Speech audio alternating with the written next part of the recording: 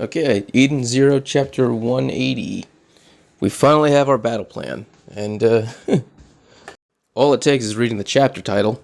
You can kind of figure out what their plan is once the chapter, but how they're gonna do it was actually a surprise. I will admit to that. I knew what they were gonna do, but how they are planning on doing it was actually a surprise. So their plan is Operation Planet Eater. That's the name of the chapter and also the name of the plan. As soon as I read that chapter, I was like, oh, okay, yeah. They're gonna use the chronophage to destroy Ziggy's mecha planet. So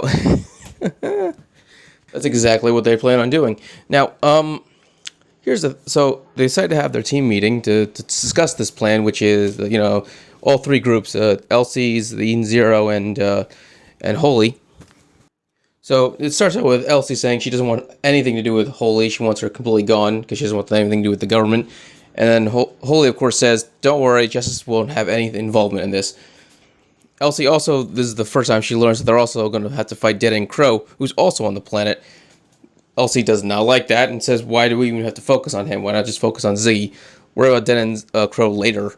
But they can't because that was part of the deal with Holy, is that both are going down this during this battle. So, apparently, a chronophage is currently flying through the cosmos. It is going to pass by the planet, but it isn't going to hit the planet directly. So their plan is to go to the core of the planet, because it's a mechanized planet, so it's basically known as the living planet. So it's because of that they'd be able to go to the core without having to worry about anything. So they're going to go to the core of the planet with a lure there that will be able to signal the chronophage to come and attack it. Or eat it. So they're all wondering, is that even possible? How can you lure a chronophage to a planet?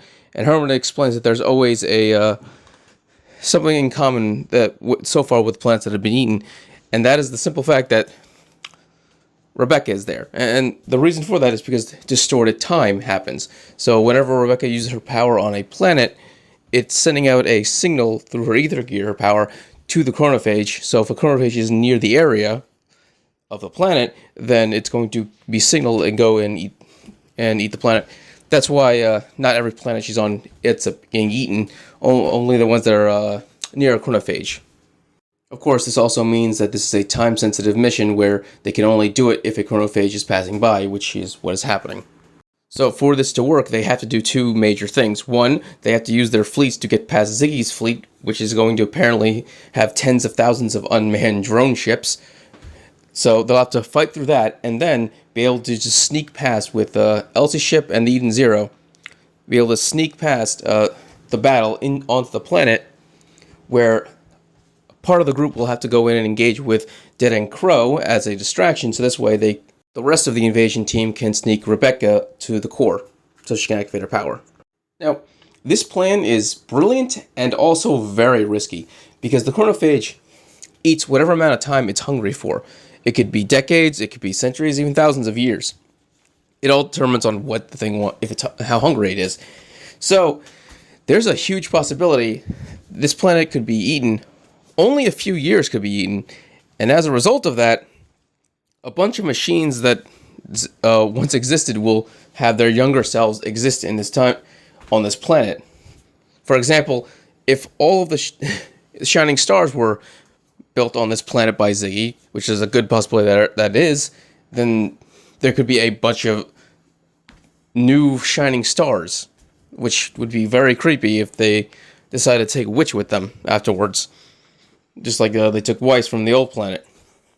Other major things could happen, like them getting their hands on, if the Eden Zero is destroyed during the battle, which is a high possibility, that they could end up with a brand new Eden Zero or something like that.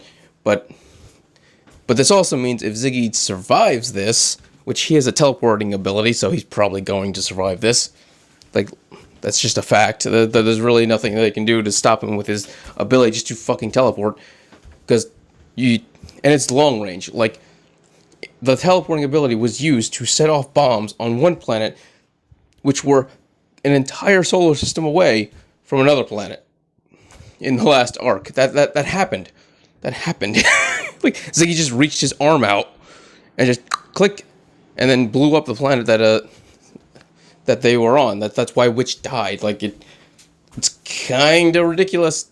So while I think Dead and Crow is definitely going to die from this, I do not think Ziggy is. Ziggy is getting away. I predicted that last week, and I'm going to predict it again. Now, as you can imagine, Rebecca is going a little insane, knowing that she's now a signal for a chronophage that devoured thousands of people. And it's kind of making her heartbroken. Everyone, of course, is telling her that this is not her fault. She's not responsible. She has nothing to do with this. That is just how it is a wild animal that's in space, devouring time, and she has no. It's not her responsibility nor her fault that it does what it does. So at the beginning of the chapter, we are introduced to Ziggy's planet, where Dead and Crow decided to kill all of the humans that were there that Ziggy was downloading skills from, so this way he could make an advanced cyborg army. Ziggy, of course, is mad that Dead and Crow would break his toys, and so Ziggy and him have a conversation. We learned a few things. One, Ziggy is smaller than Dead and Crow's eye. Two, their partnership was put together for two reasons.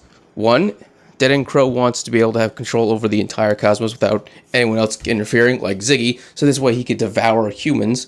I don't know why he needs to devour humans. Food shouldn't be necessary for an android, but I'm assuming it has something to do with his ether gear, which would be extremely disturbing if your power source for your ether gear, or even for your cybernetics, is human flesh. I don't entirely understand it. It will probably be explained later. Dead and Crow's entire plan is to basically eat the entire solar system. As for Ziggy, he needs Dead and Crow to kill the Eden Zero, the ship, because the Eden's 1 and the Eden 0 are apparently equal in power. So if they went to blows, it would probably end in a tie, or even Ziggy could lose. In a fist fight, he could beat pretty much anyone, but if you're out in space and you're launching rockets at each other, you're going to be just floating in the nothingness of space if you can't have the stronger gun. So yeah, it makes sense that Ziggy wants Dead and Crow to deal with the ship, which makes me imply that there's a high probability the man can fly, which would be terrifying, a giant flying android, which would make sense. I mean, I can't imagine there's a ship big enough to carry him, so if he could just have a jetpack to fly through space himself, that would make sense. Or he could transform. He probably transformed. Oh my god, the man must transform. That would be fucking amazing. I just realized this right now. He is a giant robot. Giant robots always transform. That is a thing that happens. Dead and Crow transforms. That is 100% going to happen. Oh, I hope so. I hope he transforms.